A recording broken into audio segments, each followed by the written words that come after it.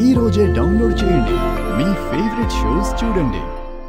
చెప్పు హర్ష, నీకు నేనెంత సపోర్ట్ చేశాను, నువ్వు ముందుకు వెళ్ళడానికి ఎంత కష్టపడ్డాను. నీ తదనంతరం నేనే కదా.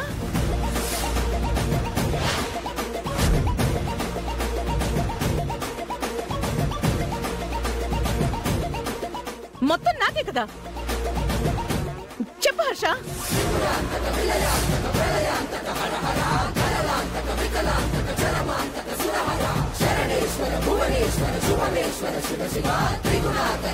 అదేంటి చెల్లెమ్మా, నీకు రాయాలా? అవునన్నయ్య.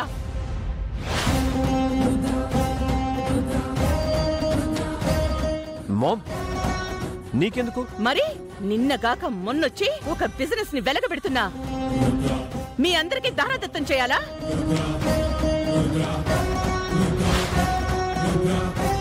నేను రెక్కలు ముక్కలు చేసుకుని ఈ కంపెనీ డెవలప్ అవ్వడానికి నా రక్తానంతా ధారపోశాను. మీరిప్పుడొచ్చేసి అంతా అనుభవిస్తాను అంటే చూస్తూ ఊరుకుంటానా? అదే నా కష్టం.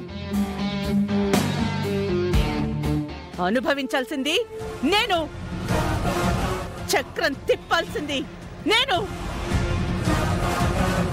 నా కను సైగల్లో ఉండాల్సింది మీరు. ఎలా రాయించుకోవాలనుకున్నారు? హర్ష ఎలా రాస్తాడనుకున్నారు? నాకే రాస్తాడు కదా హర్ష?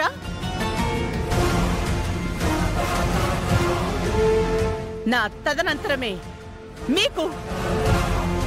ఇప్పుడే లాయర్ని పిలుస్తాను.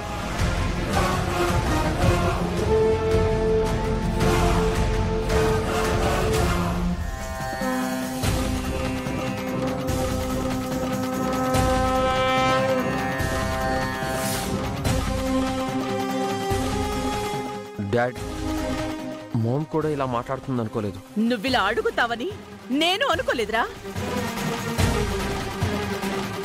మీరిలా ప్రవర్తిస్తారని నేను అనుకోలేదు.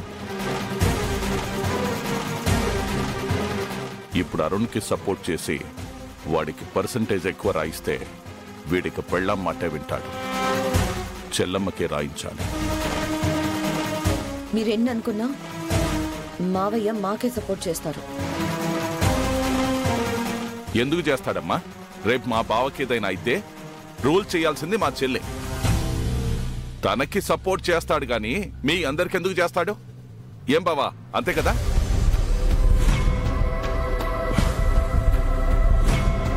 అవునని చెప్పు హర్ష. ఆ మాట డాడ్ చెప్పరు. మొన్నట్లా ఆయనకేమన్నా అయితే బాధ్యతలు తీసుకోవాల్సిన యోగ్యత నాకే ఉందని డాడ్కి బాగా తెలుసు కదా డాడ్? కరెక్ట్గా చెప్పారు సార్. మావయ్య గారి మనసులోని మాట కూడా అదే. I know. ఏంటి యునో? మీకు మీరే డిసైడ్ అవ్వకండి. మీరు ఎంత గింజుకున్నా మాకన్నా నయా పైసా మీకెక్కువ రానివ్వం. అసలు మీకెవరిస్తున్నారమ్మా? మా రమ్మకే ఇదంతా.